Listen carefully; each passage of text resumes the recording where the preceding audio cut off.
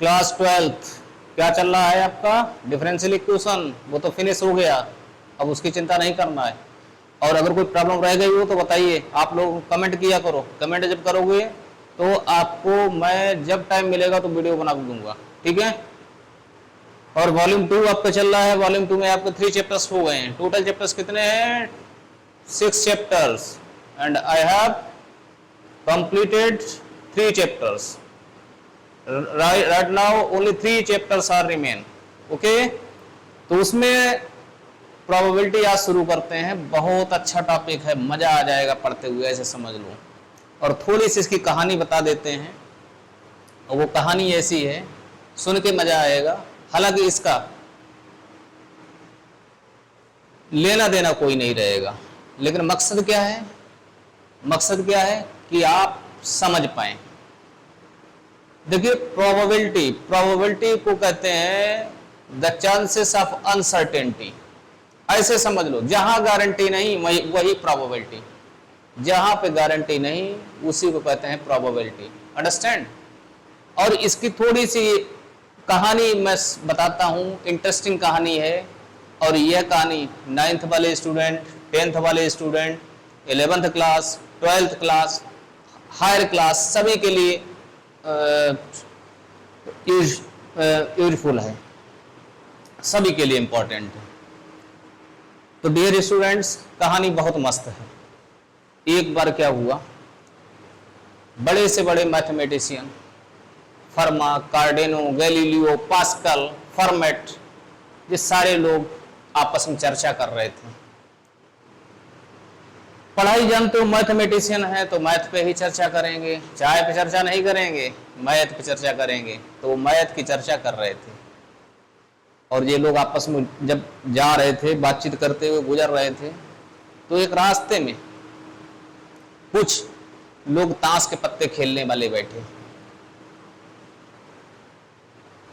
तो वो खेल रहे थे, और अक्सर ऐसा होता है कि हम लोग क्या करते हैं कि नेगेटिव थॉट्स पहले ले आते हैं। उस दिन कुछ ऐसा ही हुआ, सारे मैथमेटिशियन हंसने लगे। खरे यार, इन जुआरियों ने तो समाज को बर्बाद कर दिया है। जुआरियों ने सुना, वो जुआरी थे या नहीं थे वो वाद का हिस्सा है। मतलब जो प्रथम दृक्षा जो बात हुई वो यही इसी तरीके से बात हुई कि जुआरी सटोरियों ने देश को बर्बाद किया। और ये सही भी बात है, जुआरी सटोरियों ने बर्बाद किया भी है, इसमें कोई डाउट नहीं है। क्योंकि जो जुआ खेलना और इस तरीके को जो करना, ये कोई समाज इसकी स्वीकृत नहीं देता है। तो थोड़ी देर बैठने के बाद फिर उन्होंने तंज कसा कि इन जुआरियों ने, इन्होंने बताओ बच्चों को बिगाड़ते हैं, देश को बर्बाद कर रहे हैं, देश के लिए कोई तरक्की का काम नहीं कर रहे हैं। इस तरीके की बातें जब बार बार कहने लगे तो उनका भी दिल द्रवित हो गया, अंदर से उनको खराब लगा। और इतना खराब लगा कि उन्होंने मैथमेटिशियन से बात की कि हम आपसे कुछ पूछना चाहते हैं, हम लोगों की कुछ इच्छा है, आप हमको क्या बताएंगे? बोले हाँ जी बताएंगे। बोले मान लेते हैं थोड़ी देर के लिए कि इस ग्राउंड पर, ये कोई ग्राउंड है, let us suppose that this is a ground, और इस ग्राउंड पर क्रिकेट मैच होना है, क्रिकेट मैच होना है, final match, final cricket match, final का मैच होने जा रहा। और कह दिया कि कोई एक डेट हमने डिसाइड कर ली, मान लेते हैं थोड़ी देर के लिए लेट किया है। अभी तो जानते हो ये तो बहुत पहले की बात है, अभी हम लेट कर रहे हैं ऐसे कि 24 अक्टूबर को मान लेते हैं थोड़ी देर के लिए इंडिया पाकिस्तान का मैच होना है, फाइनल मैच होना है। बोले हमारे प्यारे गणितज्ञों, अगर मैच टाई हो जाए,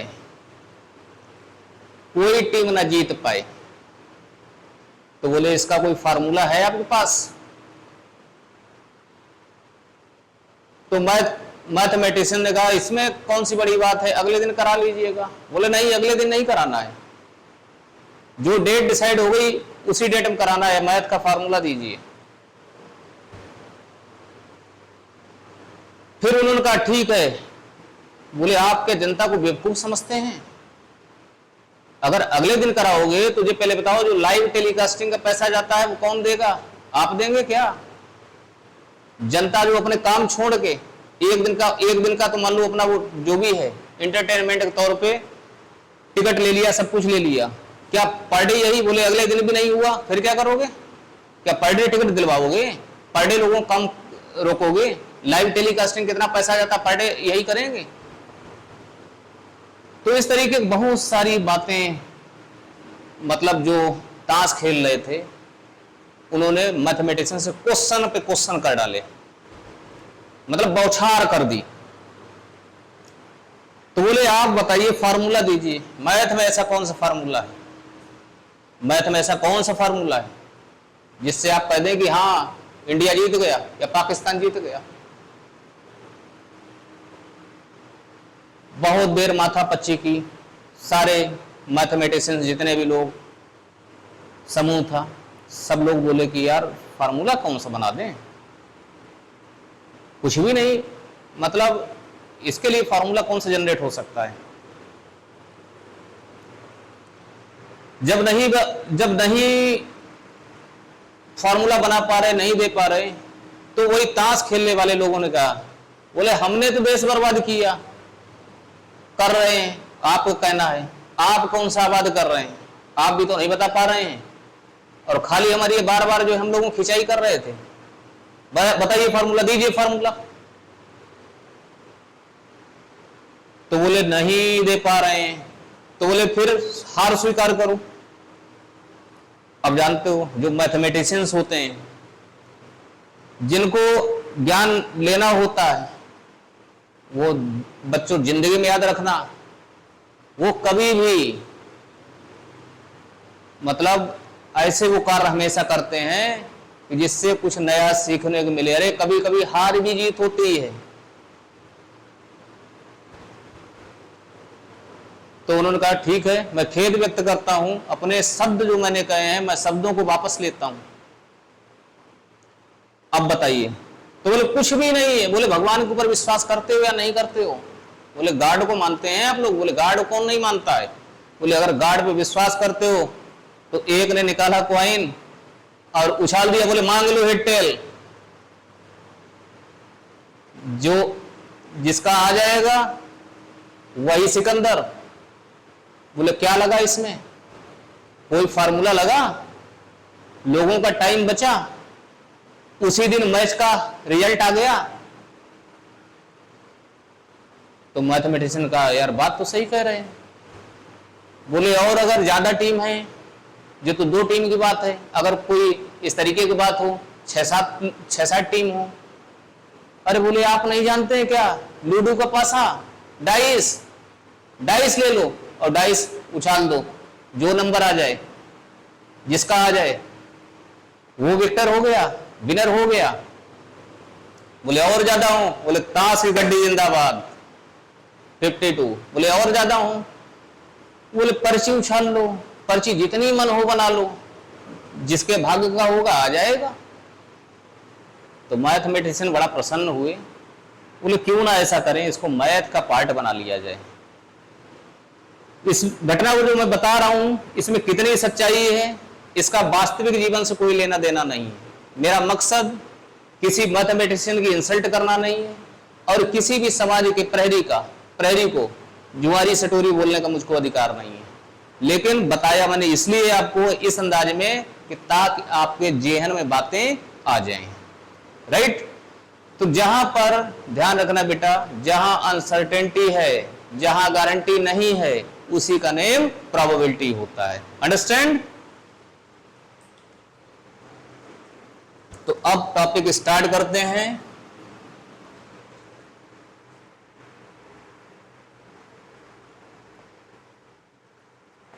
आपका चैप्टर है 13।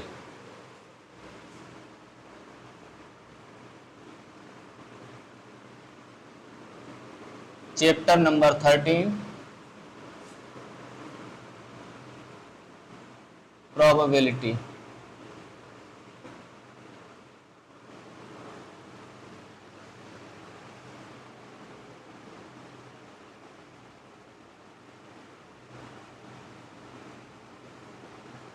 डेफिनेशन अभी मैं बता चुका हूं, the chances of uncertainty is the name of probability.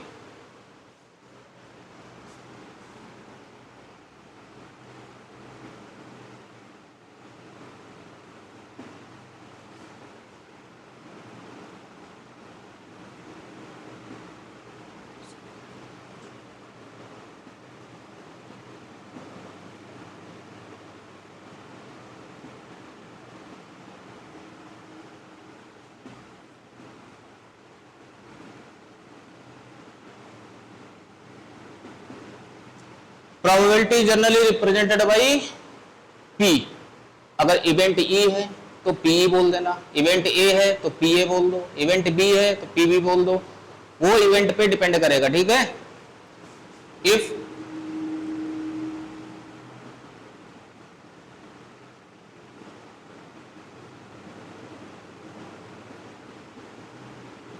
then probability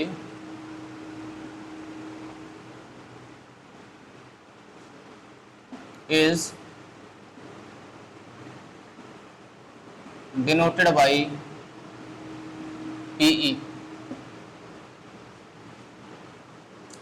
अब कोई अच्छा, इसका जो मेन फार्मूला है वो ध्यान रखना है आपको, ठीक है। सबसे मेन जो इसका फार्मूला है,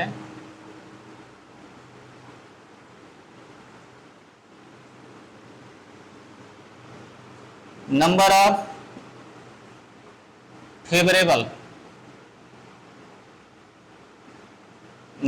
favourable outcomes upon number of total outcomes.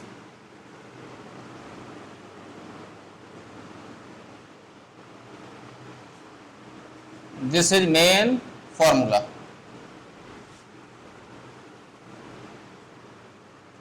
If event is P, then it is written as NE upon NS।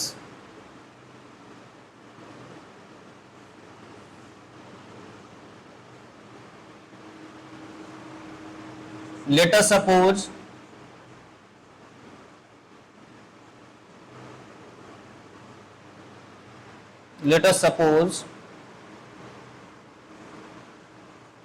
any work done by A wage and not done by B wage। तो अब देख रहे हैं इसका जो sample space बनेगा, sample space में हमेशा ध्यान रखना है आउटकम्स लिखे जाते हैं। आउटकम्स आप जानते हैं जो, जैसे मान लो हम कॉइन की बात करें तो कॉइन में आउटकम्स क्या क्या हो गए आपके, हेड एंड टेल, राइट। इसी तरीके से डाइस की बात करते हैं तो डाइस में आपके आउटकम्स क्या हो गए, 1 2 3 4 5 6। प्लेइंग कार्ड्स में आपके प्लेइंग कार्ड्स हो गए, ठीक है ना। तो इसी तरीके से क्या करना है, जब अपने लोग इसका सैंपल स्पेस लिखेंगे तो देख रहे हैं आउटकम्स क्या है, A and B. That's why ans कितना हो गया, एनएस कितना हो गया 2। अब देखिए ए बेज से हो सकता कोई वर्ग, तो अगर उसको बोल दें पीई तो फॉर्मूला क्या बनेगा, एनई अपॉन एनएस। और हो सकता है, होने वाली इवेंट कौन सी है, चांसेस कौन से, ए चांसेस हैं, ए हो गया, अपॉन टोटल चांसेस कितने हैं, दोनों मिला लो, ए प्लस बी हो गया। This is PE. और इसके बाद निकाल लो वही इवेंट ना अगर हो रही है, अगर नहीं हो रही है तो ध्यान रखना है नॉट लगा दो या डैश लगा दो, ठीक है, पीई नॉट। तो नहीं होने के बेज कितने हैं, अब देखो फेवर किसका है, फेवर किसका ले रहे हैं, नहीं होने का, नहीं होने के बेज कितने हैं, B upon total, total A plus B. Add कर लो, adding equations first and second, P plus P E not equal to A upon A plus B plus B upon A plus B. What is LCM, A plus B is LCM after taking LCM in the numerator what is a plus B both are equal, that's why cancel out. इससे पता चल गया अपने लोगों को, result मालूम चल गया कि प्रोबेबिलिटी ऑफ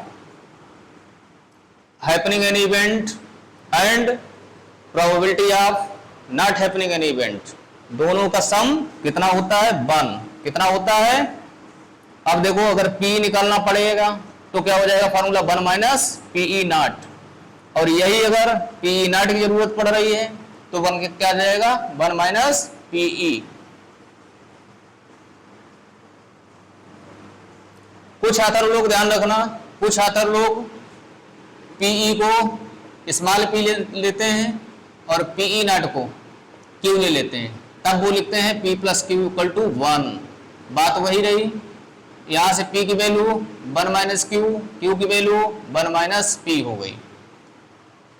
ठीक है,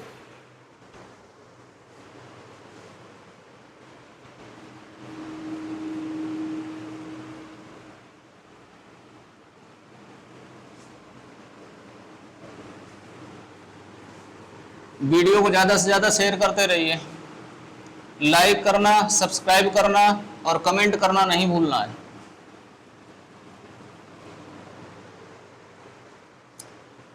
अब देखिए, जो आपका जो 12th क्लास है, आप 10th की प्रोबेबिलिटी पढ़ चुके हैं तो उसको हम डिस्कस नहीं कर रहे हैं। अब आते हैं सीधे पॉइंट पर, जो आपका टॉपिक है कंडीशनल प्रोबेबिलिटी।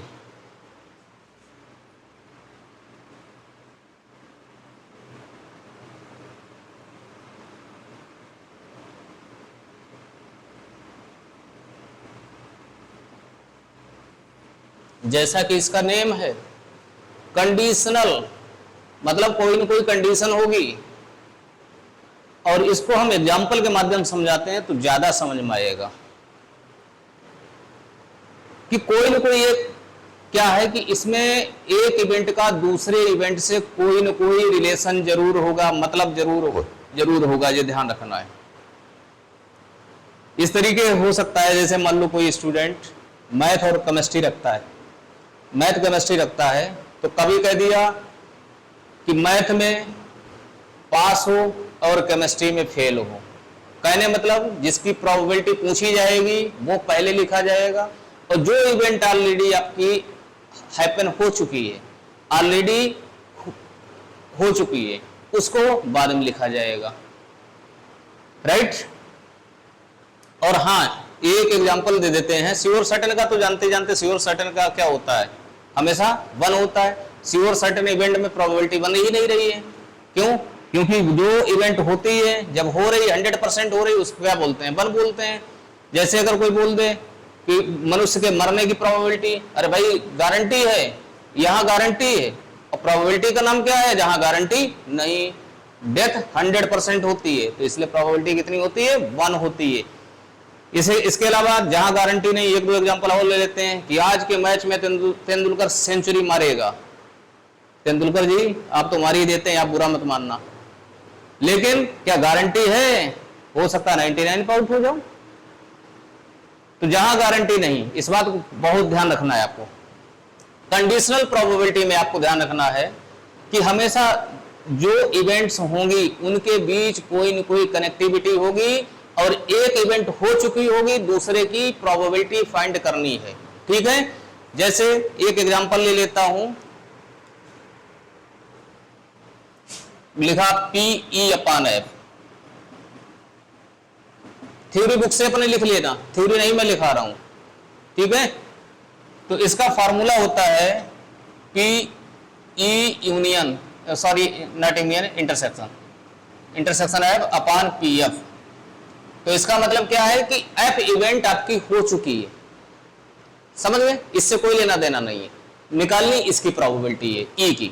इसी तरीके से आपका दूसरा फॉर्मूला क्या बन जाएगा, PF/E, PE इंटरसेक्शन F/, अब क्या आ जाएगा, PE। और जो अपान में आ रहा है जानते हो, इसका मतलब सीधी सीधी बात है कि PF कभी भी 0 नहीं हो सकता, इसमें P की वैल्यू 0 नहीं हो सकती।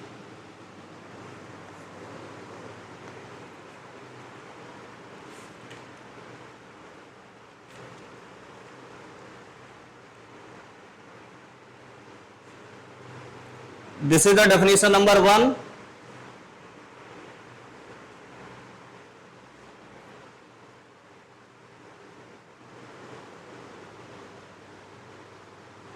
इसमें इन्होंने बोला है if E and F are two events associated with the same sample space of a random experiment, the conditional probability of event E given that F has occurred, देख रहे वही बोल रहे ना कि E की बतानी है F has occurred, F हो चुका है, F हो चुका है तो हम उसको रिप्रेजेंट करेंगे P E upon F is given by this formula, right?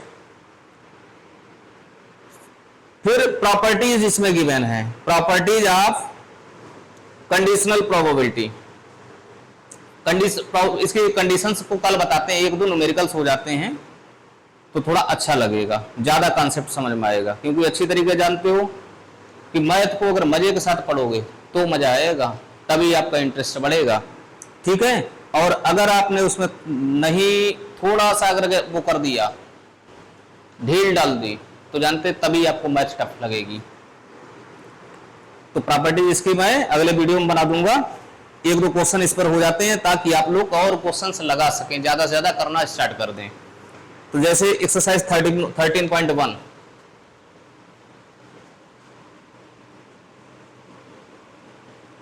एक दो क्वेश्चन बता देंगे, इससे आप जो है मैक्सिमम क्वेश्चन घर पे लगा लेंगे, अपने आप प्रैक्टिस कर लेंगे। जैसे आपको क्वेश्चन नंबर 1 है, given that E and F are events such that P equal to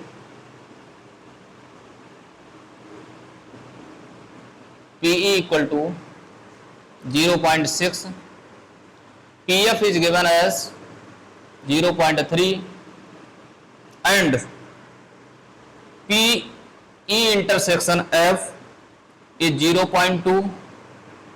You have to find probability of E upon F and probability of F upon E। Simple ही है ना, formula केवल लगाना है, कुछ नहीं है। P E upon F का फार्मूला क्या होता है? P E intersection F upon P F। इसकी वैल्यू कितनी है? 0.2। P F की वैल्यू कितनी है? 0.3। पॉइंट रिमूव कर दो, 2/3 is answer. P F upon E objective type का है, समझ रहे हैं? ऑब्जेक्टिव टाइप का है, मल्टीपल चॉइस का। क्या हो जाएगा? P E intersection F upon P E। जो इवेंट अपान में है उसको नीचे लिखना है, ध्यान रखिएगा, ठीक है। P E इंटरसेक्शन F कितना है? 0.2 and value of P is 0.6। कितना हो गया? 1/3। This is answer.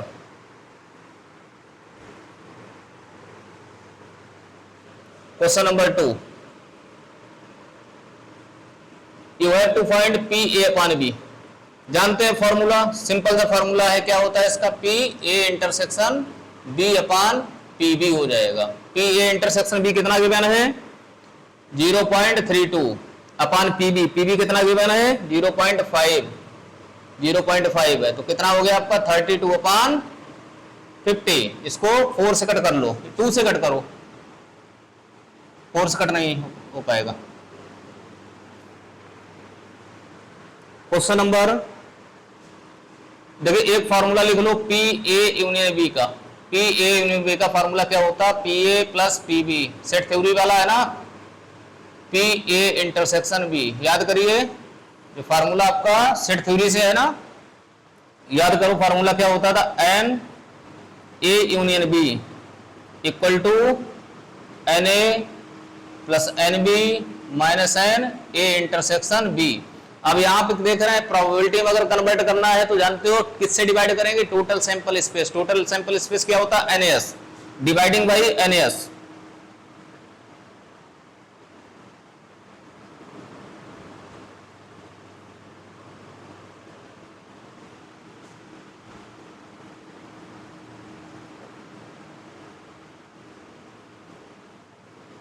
जैसे ही NS से डिवाइड करेंगे, अब ये कन्वर्ट किसमें हो गया आपका? प्रोबेबिलिटी में। किसमें कन्वर्ट हुआ? इवेंट देखते जाओ, इधर इवेंट B है तो क्या हो जाएगा? PB। इधर वाली इवेंट इंटरसेक्शन की है, तो क्या हो जाएगा पी ए इंटरसेक्शन बी। ये आपका ड्राइव भी हो गया फॉर्मूला। ठीक है, question number 3।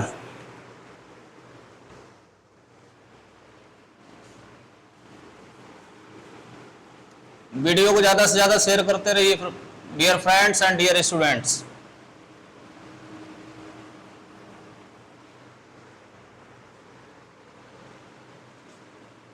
Question number 3, PA is given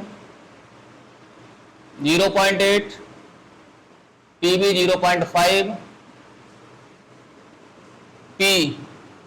B upon A 0.4।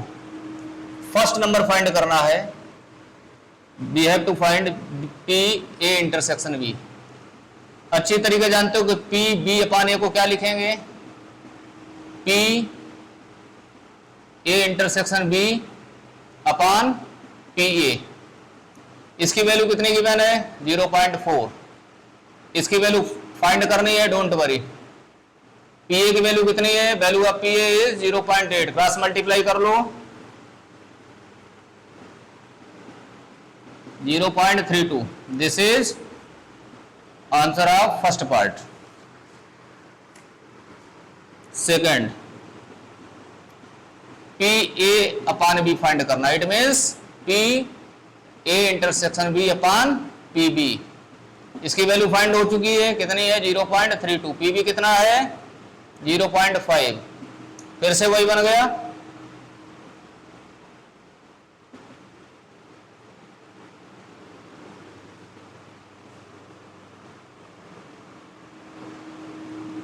इस तरीके से लिख दो, चाहे पॉइंट में ही बना लेना। ठीक है, पॉइंट में भी कोई दिक्कत नहीं। थर्ड पार्ट आपका है P A inter union B, sorry not intersection, union. क्या फॉर्मूला होता है इसका, P A plus P B minus P A intersection B. P A की वैल्यू 0.8, पी बी वैल्यू 0.5 और पी ए इंटरसेक्शन की value जो है ए इंटरसेक्शन बी की। यहां से ऐसे अगर पॉइंट लगा लें तो देख रहे हैं कितना आ जाएगा,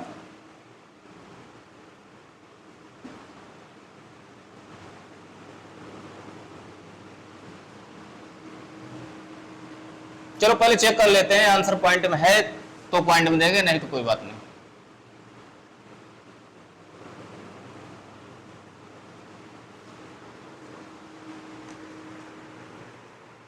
13.1 question number 3।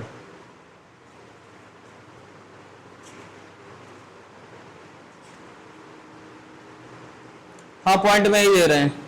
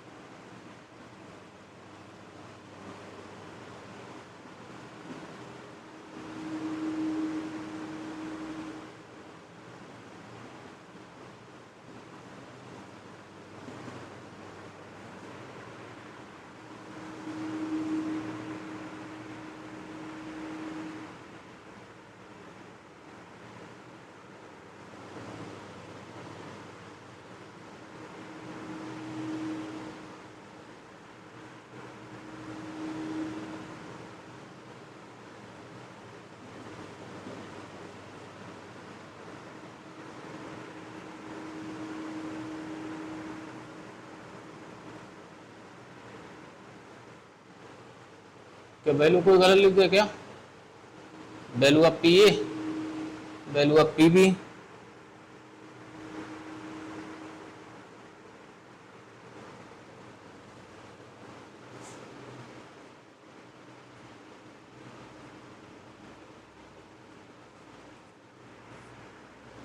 Six.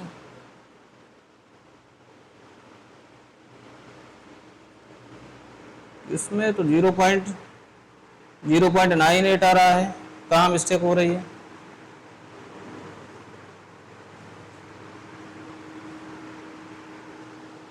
Value of P 0.8 right है, वैल्यू ऑफ PB 0.5 वो भी ठीक है।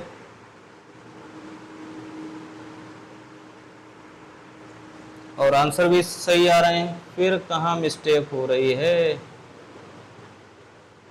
अच्छा ठीक, मिस्टेक यहाँ पे हो रही है, ये वैल्यू गलत रख रहे हैं, ये वाली है वैल्यू इसकी ना, चक्कर में पड़ गया भैया। क्या ऐसी आफत आ गई।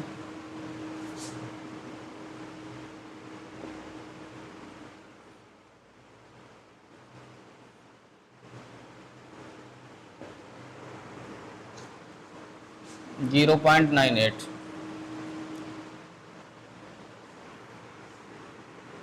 क्वेश्चन नंबर 4 देख लेते हैं फटाफट।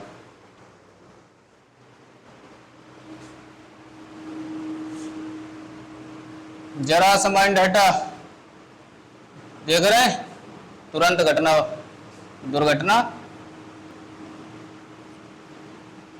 तो इसलिए ध्यान रखना हर समय अपने माइंड को कंसंट्रेट रखना चाहिए।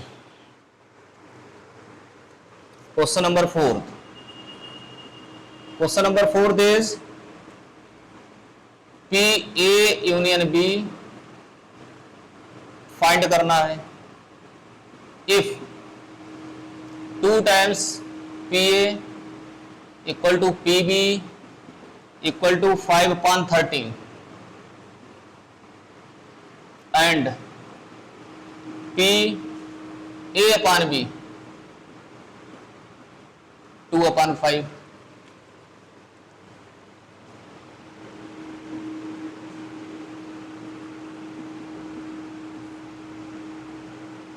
टू टाइम्स पी ए किसके इक्वल है?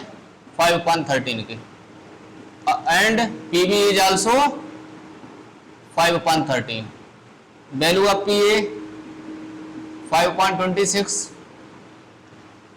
अब देखो ध्यान से, पी ए अपॉन बी को क्या लिखा जा सकता है? फॉर्मूला क्या होता है conditional probability P A upon B? P A intersection B upon P B. इसकी वैल्यू कितनी गिवन है? 2/5। P A intersection B is not given, value of P B is 5/13।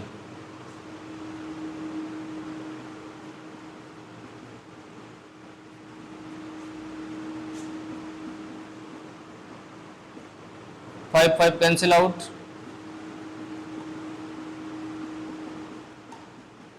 The value of P A intersection B is 2/13। Find क्या करना है? P A union B, जिसका formula क्या होता है? P A plus P B minus P A intersection B. Value of P A is 5.26, value of P B is 5/13, value of P A intersection B 2/13. We can take 26 LCM.